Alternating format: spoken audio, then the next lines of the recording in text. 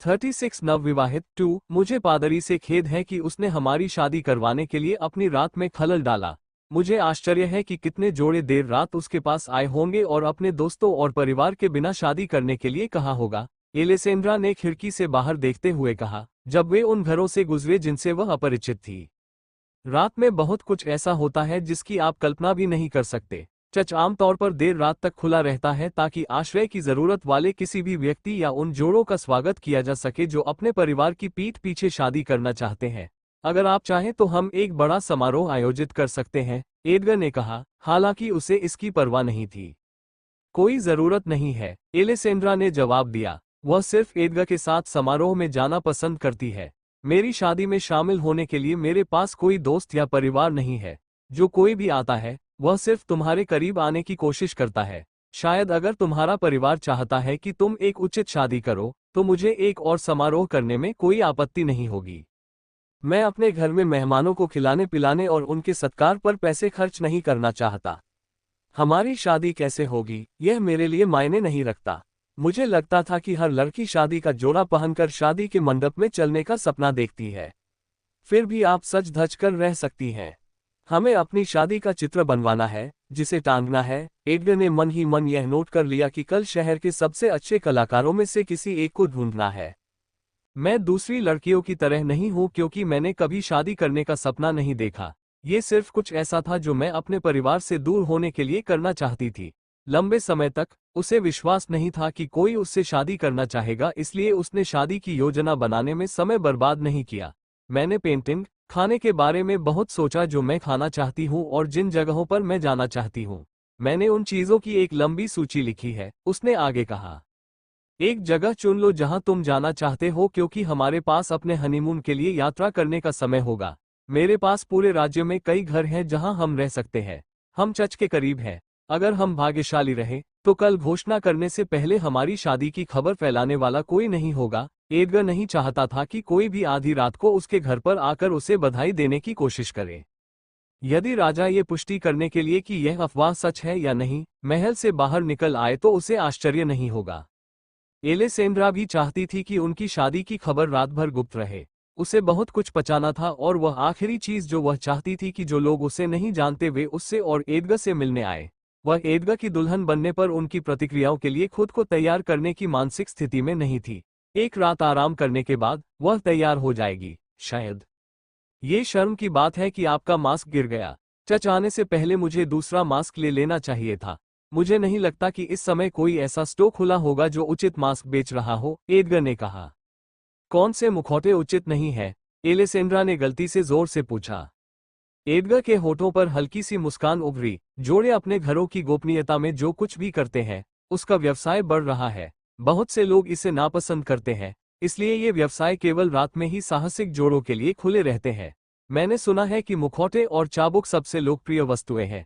बेशक, मुखौटे आपके द्वारा पहने जाने वाले कपड़ों से बिल्कुल अलग होते हैं।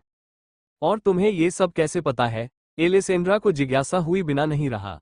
उनकी शादी प्यार की वजह से नहीं हुई थी और उसे एडगर को ऐसी चीजों में लिप्त होने से रोकने का कोई अधिकार नहीं था, लेकिन उसे पूछने की जरूरत महसूस हुई। मुझे नहीं पता कि आपको पता है या नहीं, लेकिन मैं ही उन युवतियों के मामले की अगुवाई कर रही हूं जो लापता हो गई है। इसलिए शहर में होने वाली हर घटना के बारे में जानना मेरा काम है। एलेसेंड्रा ने अपने पिता और कर्मचारियों को युवतियों के लापता होने के बारे में बात करते सुना। किसी को भी नहीं पता था कि अपराधी कौन हो सकता है और युवतियों को हमेशा किसी के साथ यात्रा करने की चेतावनी दी गई थी। यह शायद कुछ समय पहले हुई घटना के कारण हो सकता है, लेकिन मैं उस आदमी पर नजर रखूंगी जो मुझे अपने संग्रह में जोड़ना चाहता है। इसमें कुछ भयानक बात है।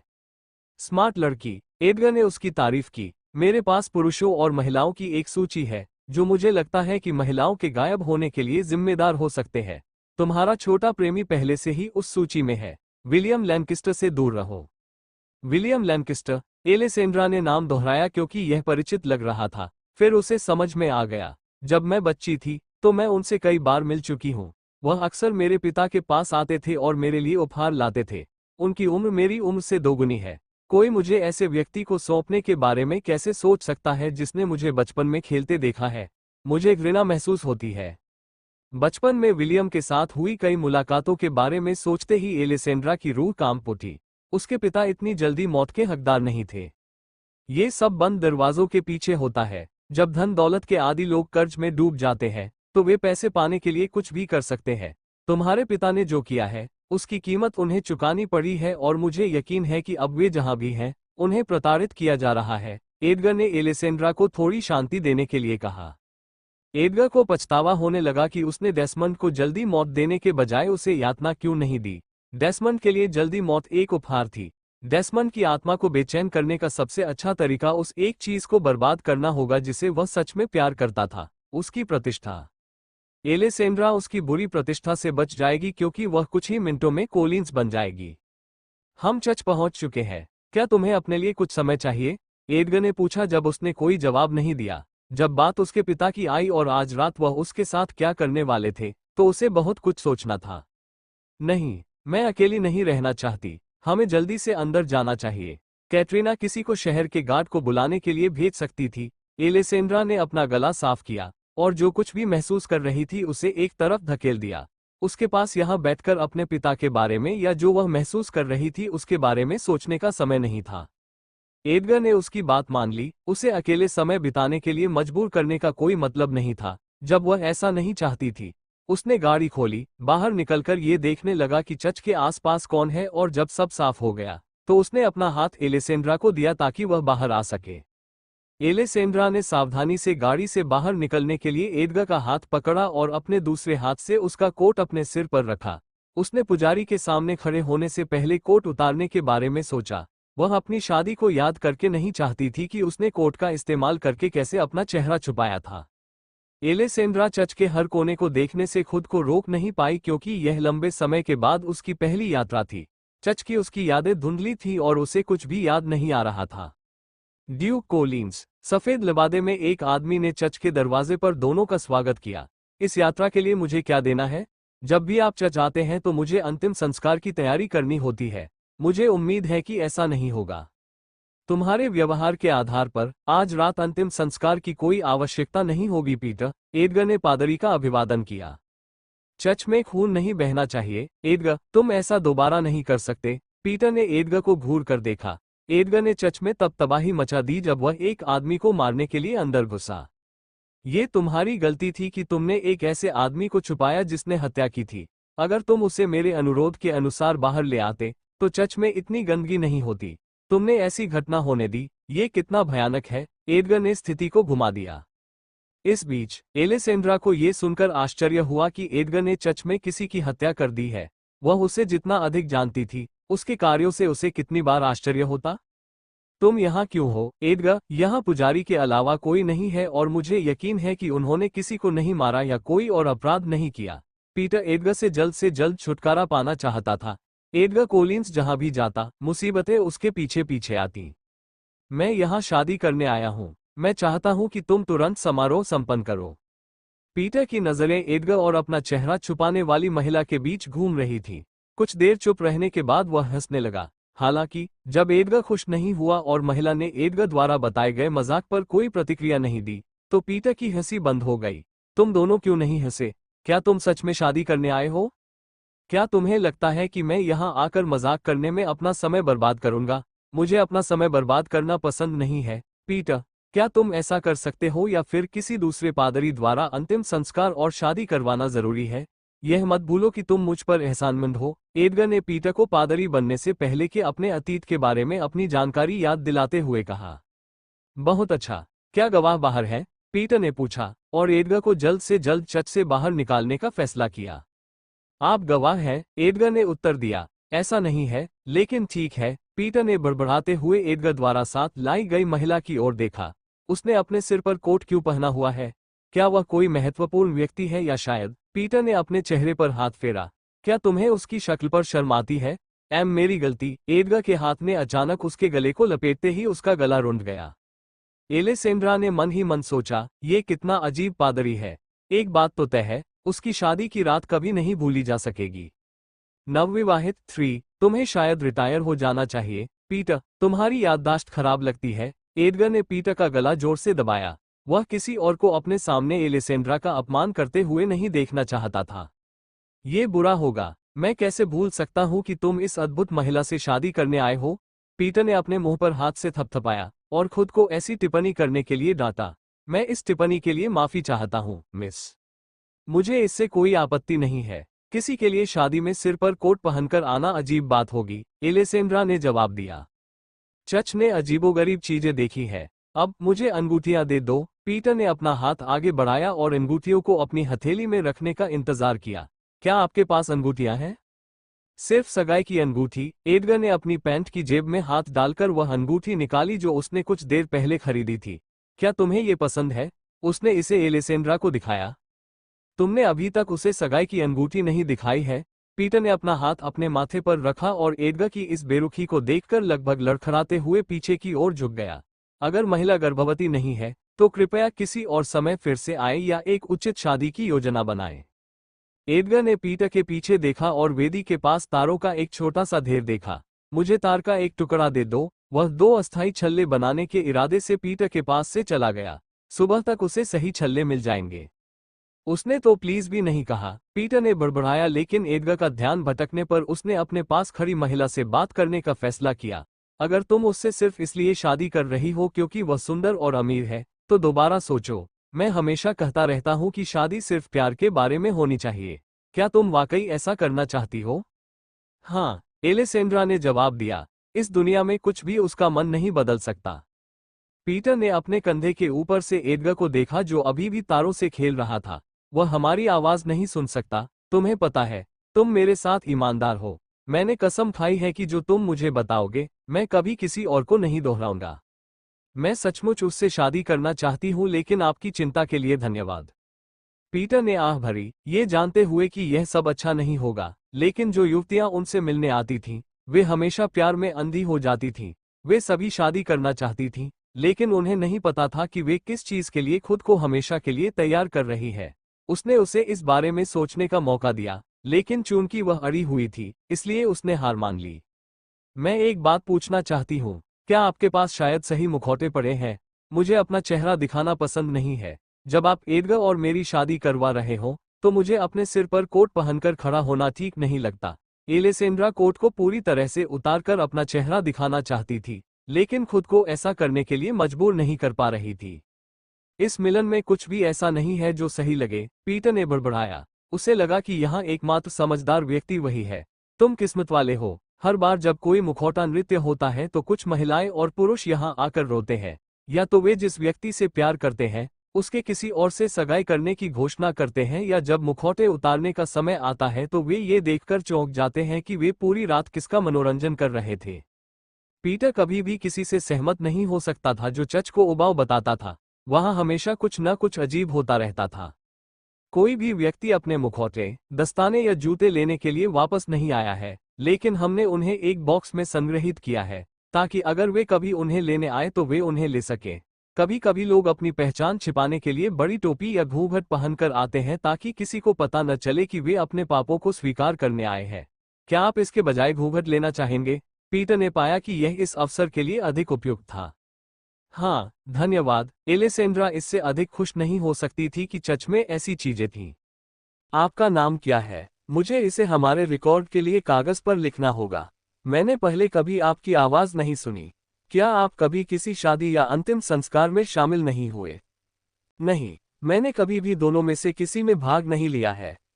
ये हमारी पहली बैठक है। मेरा नाम एलेसेंड्रा बैरेट है। जल्द ही मैं एलेसेंड्रा कोलिंस हो जाऊंगी, उसने जवाब दिया। एलेसेंड्रा बैरेट, मैंने ये नाम पहले कहाँ सुना है? पीटर ने जवाब के लिए चर्च की छत की ओर देखा। लोग दावा करते हैं कि मैं शापित हूँ और अगर वह तुम हो, पीटर ने आश्चर्य से कहा। लेकिन जब उसने एडगर को दूर से घूरते हुए देखा तो उसने तुरंत अपना मुंह बंद कर लिया। मुझे एक बार फिर माफ कर दो। मैं आमतौर पर ऐसा नहीं होता और मुझे कभी उम्मीद नहीं थी कि तुम चर्च में आओगे।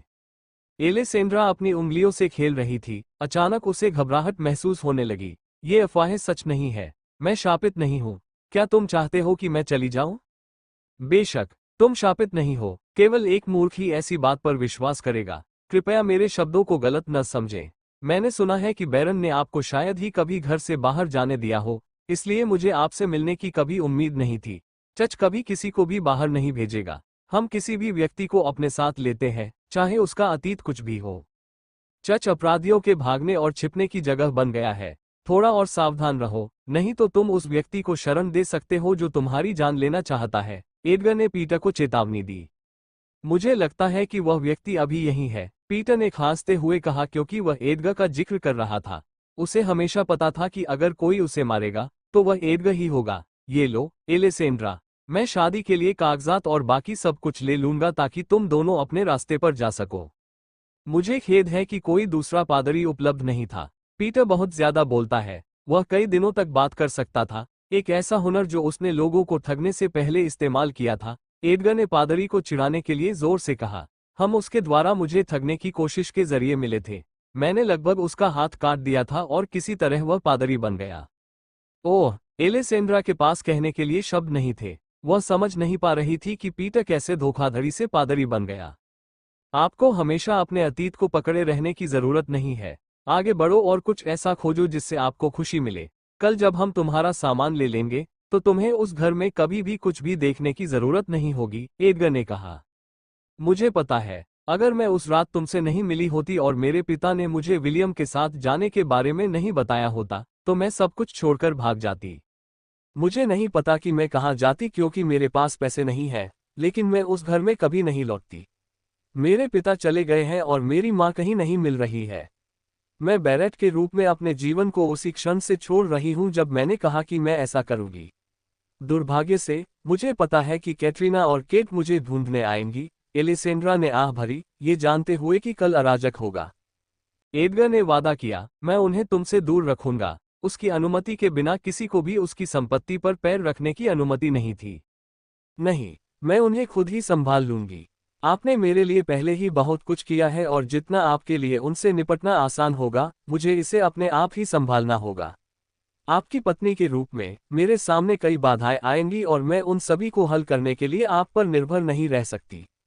मैं ये सुनिश्चित करूंगी कि आपको मेरे साथ ऐसा करने का पछतावा न हो, एलिसेंड्रा ने कहा, एक ऐसी महिला बनने के लिए पूरी तरह से दृढ़ संकल्पित जो अपने दम पर खड़ी हो सके। मैं फिर कभी किसी को मेरे साथ बुरा व्यवहार करने की इजाजत नहीं दूंगी और अगर कोई आपके साथ ऐसा करने की कोशिश करेगा तो मैं उसे मार डालूंगी। वाह, मैं कितनी दिलचस्प महिला से शादी कर रहा हूँ, एडगर ने हंसते हुए कहा। एलिसेंड्रा द्वारा उसे बचाने का वादा करने से वह बहुत खुश था। उस समय वह सही सोच रहा था कि वह शहर को उलट पुलट कर देने वाली महिला बनेगी। मुझे लगता है कि हमारा विवाहित जीवन मनोरंजक होगा। ऐसा कैसे नहीं हो सकता जब अफवाह फैलाने वाले राक्षस ड्यूक और बैरन की नकाबपोश बेटी की शादी हो रही है। एलिसेंड्रा पहले से ही गपशप सुन सकती थी। मैं तैयार हूँ, तुम दोनों को वेदी पर जाना चाहिए, पीटर ने वेदी से कहा। क्या मैंने उनके बीच एक पल भी खराब किया? जब उसने महसूस किया कि वे बात करते समय कितने सहज लग रहे थे तो उसने आश्चर्य व्यक्त किया। एलिसेंड्रा पीछे रह गई और उसने पीटर द्वारा दिया गया घूंघट अपने सिर पर रख लिया, जबकि एडगर आगे बढ़ गया। घूंघट पारदर्शी था, लेकिन इतना नहीं कि उसका चेहरा साफ दिखाई दे। वेदी तक जाने से पहले एलिसेंड्रा ने गहरी सांस ली। मैंने ये किया, मैंने अपना भविष्य बदल दिया, उसने कहा। जब वह वेदी के पास पहुंची तो उसने एडगर की ओर देखा। एडगर को अनुबंध विवाह का प्रस्ताव देना उसके जीवन में अब तक का सबसे अच्छा काम था। एलिसेंड्रा को अचानक एहसास हुआ कि उसे अपने बचपन के घर से बाहर निकलने के लिए खुद पर कितना गर्व होना चाहिए, बजाय इसके कि वह किसी और की मदद का इंतजार करे। उसने अपने पिंजरे से बाहर निकलने के लिए दरवाजा खोला, जबकि एडगर ने उसे पिंजरे से बाहर निकलने में मदद करने के लिए हाथ बढ़ाया। पीटर ने जोड़े को एक साथ खड़े होने के बाद निर्देश दिया, कृपया एक दूसरे की ओर देखें। एडगर के बारे में उनकी राय चाहे जो भी हो, उन्हें उम्मीद थी कि यह शादी प्यार से भरपूर होगी। पीटर ने एडगर द्वारा बनाई गई 2 अस्थायी अंगूठियां उठाई और उनमें से प्रत्येक को एक एक थमा दी। राज्य के सबसे अमीर लोगों में से एक और वह अपनी दुल्हन को तार से बनी अंगूठी देता है, वह अपना सिर हिलाए बिना नहीं रह सका। प्रिय मित्रों और परिवार, पीटर ने सहजता से कहा, लेकिन फिर रुक गया जब उसे याद आया कि यहाँ उस जोड़े के लिए कोई नहीं है। क्या मुझे सब कुछ बताना चाहिए? ये पूछने के लिए वह एडगर के करीब झुका। अंत तक छोड़ो, एडगर ने अपनी आंखें घुमाते हुए उत्तर दिया, क्योंकि उसे किसी अन्य पादरी के पास न जाने का गहरा अफसोस था।